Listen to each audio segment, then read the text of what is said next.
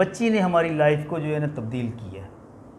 वो बच्ची, उसकी वालदा की डेथ हुई, वालिद ने दूसरी शादी की, वालदा के जुल्म से वो बच्ची जो है ना अल्लाह ताला के पास पहुंच गई और फिर उस बच्ची को गली में फेंक दिया गया कि हमारे पास कफन दफन के पैसे नहीं है। इन्होंने मुझे बहुत ही इसकी दर्दनाक सी कहानी सुनाई है, वो इन्हीं की ज़ुबानी सुनेंगे।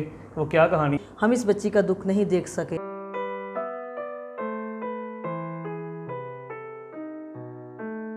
ताज़ा तरीन अपलोड्स की नोटिफिकेशन हासिल करने के लिए हमारे चैनल को सब्सक्राइब करें और साथ में दिए गए घंटी के निशान को दबाना ना भूलें। तारुफ एक ऐसे कपल से करवाऊंगा जिन्होंने अपनी खुशहाल ज़िंदगी छोड़कर ऐसे बच्चों के सर पे हाथ रखा है जिनके सर पे कोई आसरा नहीं था, कोई उनकी कफालत करने वाला कोई नहीं था। ये वो कपल है, वो अजीम कपल है ये, जिन्होंने गली गली घूम के, महल्ले महल्ले घूम के कुछ ऐसे बच्चे इकट्ठे किए जिनके सर से माँ बाप का साया उठ गया था, जिसको हम यतीम बोलते हैं। उनको बच्चों को उठाया, अपने घर पे लेके आए, घर पे लाके उनको माँ बाप का प्यार दिया, उनको माँ बाप की शफ़क़त दी, उनको उनकी प्रॉपर से कफ़ालत कर रहे हैं, उनको प्रॉपर खाना प्रोवाइड करते हैं, खाना प्रोवाइड कर रहे हैं, उनको तलीम का ख्याल रखा जाता है और सफाई सुथराई का ख्याल रखा जाता है।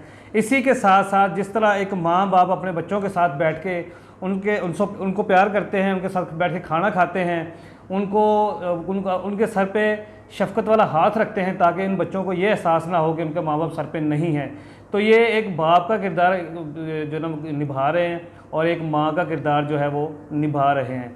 इसी के साथ साथ जब ये घर में दाखिल होते हैं तो बच्चे इनको अब्बू कह के या अम्मा कह के या पापा कह के पुकारते हैं, यानी कि वो बच्चे सारे इनको अपना माँ बाप ही समझते हैं। यहाँ पे कुछ क्रिश्चियन बच्चे भी मौजूद हैं, कुछ मुस्लिम बच्चे भी मौजूद हैं। जो मुस्लिम बच्चे हैं उनको एक कारी साहब आते हैं, वो पढ़ाते हैं, और जो क्रिश्चियन बच्चे हैं उनको एक पास्टर साहब आते हैं, वो पढ़ाते हैं, बाइबल का मुकम्मल कराते हैं। खाना खाने से पहले जो क्रिश्चियन बच्चे हैं वो दुआ करते हैं, जो मुस्लिम बच्चे हैं वो तिलावत करते हैं, और दुनियावी तलीम भी साथ साथ दी जा रही है। इसी के साथ साथ इन बच्चों को, चूँकि जदीद दौर है तो उनको कंप्यूटर भी सिखाया जा रहा है। हमारे साथ इस वक्त मुस्तफ़ा चौहान साहब मौजूद हैं, उनसे बात करते हैं। अस्सलाम वालेकुम जी। वालेकुम अस्सलाम। ऐसे बच्चों के ऊपर, सर के ऊपर हाथ रखना, ऐसे लोगों की कफ़ालत करना एक बेशक एक अजीम काम है। तो कैसा लगता है जब ये बच्चे आपके पास आते हैं, दौड़ते हैं, आपके पास अब्बू कहते हैं, आपको आके आपके साथ लिपटते हैं, प्यार करते हैं, कैसा महसूस होता है? अहमद भाई, एक तो बात ये है कि मैं नहीं ये काम कर रहा, मुझे मेरे रब ने चुना इस काम के लिए, सही, इसलिए मैं ये काम कर रहा हूँ। दूसरी बात ये है कि जब ये बच्चे आए थे मेरे पास तो उस वक़्त मुझे मुख्तलिफ़ नामों से पुकारा जाता, कोई कहता था अंकल, कोई कहता था सर। तो मैंने सबको बैठा के ये कहा कि ये घर है, कफ़ालत घर है, तो घर में जो बड़ा होता है उसे बाप कहा जाता है जी। तो ये उस दिन से माँ और बाप का किरदार अदा कर रहे हैं हम लोग। ठीक हो गया। अच्छा सर, ये बताइएगा कि ये बच्चे अपने मतलब कैसे आपके माइंड में ये ख्याल आया कि आप ऐसे बच्चों की कफ़ालत करनी चाहिए, या अपनी ज़िंदगी आपने टोटली इस तरफ वक़फ़ कर दी है? बच्ची ने हमारी लाइफ को जो है ना तब्दील किया है। वो बच्ची, उसकी वालदा की डेथ हुई, वालिद ने दूसरी शादी की, वालदा के जुल्म से वो बच्ची जो है ना अल्लाह ताला के पास पहुंच गई और फिर उस बच्ची को गली में फेंक दिया गया कि हमारे पास कफन दफन के पैसे नहीं हैं। तो साथ ही शॉप थी, तो मुझे मोहसिन ख़ान ने फ़ोन किया कि सर जी आप किधर हैं? तो मैंने कहा यार मैं घर हूँ, नाश्ता कर रहा हूँ। कहता है वो बच्ची को उन्होंने बाहर फेंक दिया, कहते हैं कि हमारे पास कफन दफन का कोई पैसे नहीं है।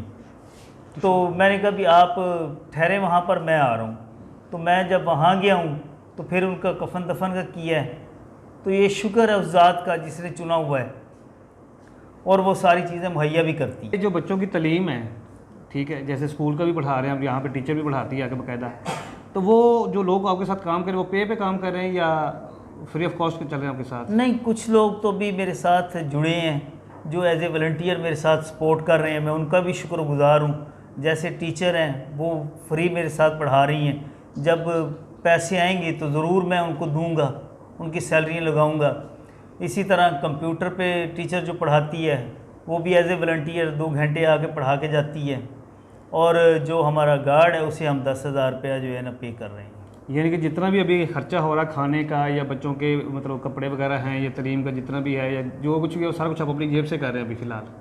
हाँ, फ़िलहाल तो ये कहा जा सकता है, मगर इंसान की तो औकात नहीं है किसी को कुछ खिला सके। वही ज़ात खिलाती है और वही मुहैया करेगी, वही देगी इनके लिए, क्योंकि नसीब तो उसने कहा हुआ है ना कि मैं भूखा जो है ना सलाऊंगा नहीं, उठाऊंगा। अगर ये बच्चे बाहर घूमेंगे फिरेंगे, चोर डाकू डकैत बनेंगे। हमने जिस चीज़ को मद्देनज़र रखा कि ये बच्चे आएँ ताकि इनको अच्छा मुस्तकबिल मिले और ये पाकिस्तान का नाम रोशन कर सके। बच्चों की जो वालदा है हमारे साथ रज़िया चौहान साहिबा मौजूद है, तो उनसे बात करते हैं। हमारे पास एक छोटी सी बच्ची बैठी है यहाँ पे। इन्होंने मुझे एक बहुत ही इसकी दर्दनाक सी कहानी सुनाई है, वो इन्हीं की ज़बान सुनेंगे। वो क्या कहानी है? अस्सलाम वालेकुम जी। वालेकुम सलाम जी। रज़िया जी, सबसे पहले तो अब ये बच्ची की कहानी सुनाएगी, इसका क्या वाक़या और किस तरह से ये बच्ची आपके पास पहुँची? इस बच्ची का नाम एस्टर है और ये बच्ची हमारे पास कुछ मोहल्ले के लोग आए हैं। उन्होंने बताया कि इस बच्ची की माँ इसको जन्म देते हुए उसकी डेथ हो चुकी थी और उसके बाद बाप ने दूसरी शादी कर ली और जो भाभी थी ये भाभी के जुल्म का शिकार थी। भाभी ने इस पर इतना का जुल्म, इतना तशद्दुद किया कि ये बच्ची ज़हनी मरीज़ बन चुकी है। पढ़ती बहुत अच्छा है लेकिन इस पर इतना टॉर्चर हुआ कि ये ज़हनी मरीज़ बन चुकी। हम इस बच्ची का दुख नहीं देख सके।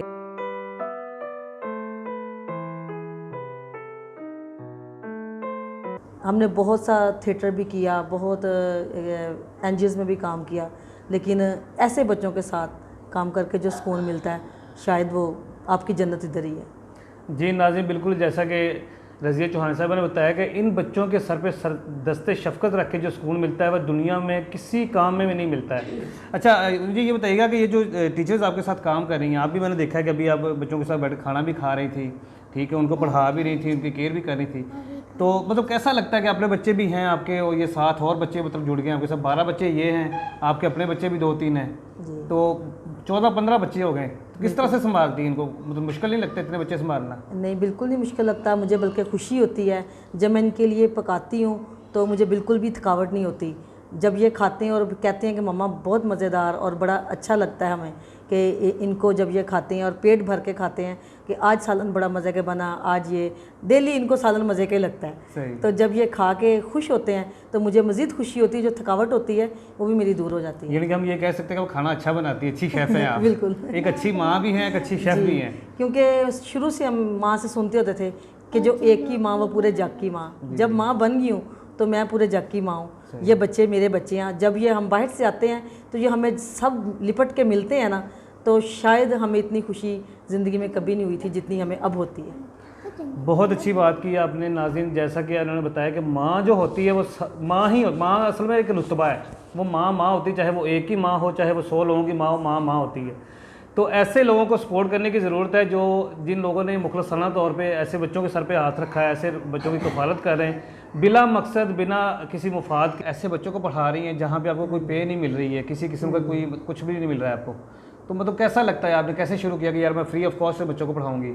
क्योंकि मेरी एजुकेशन जो ना, मुझे महसूस हो रहा था कि ये वेस्ट हो रही है। अगर मैं किसी के साथ मिलके काम करती हूँ बच्चों के साथ ख़ास तौर पर, क्योंकि इनकी अगर अच्छी बेस बनी होगी तो मेरा ख्याल है ये जो ना बहुत ज़्यादा अच्छा पढ़ेंगे शौक़ से और ख़ुशी से, और जो ना हमारे मुआशरे में एक अच्छे शहरी बाइज़्ज़त और एक ईमानदार बन सकेंगे। इस वजह से जब मैं इन्हें पढ़ाती हूँ तो ये पिक करते हैं तो मुझे बहुत ज़्यादा अच्छा लगता है कि वाकई मेरे पास ऐसी एबिलिटीज़ हैं जो मैं बच्चों में सरवाइव कर सकती हूँ और बच्चे उसको सीख सकते हैं। हमारे साथ मरियम परवेज़ मौजूद हैं जो इन बच्चों को कंप्यूटर सिखाती हैं। अस्सलाम वालेकुम जी। वालेकुम अस्सलाम। मरियम, कैसा लगता है आप फ्री ऑफ कॉस्ट इन बच्चों को मतलब सिखा रही हैं? बहुत अच्छा लगता है इनके साथ टाइम स्पेंड करके।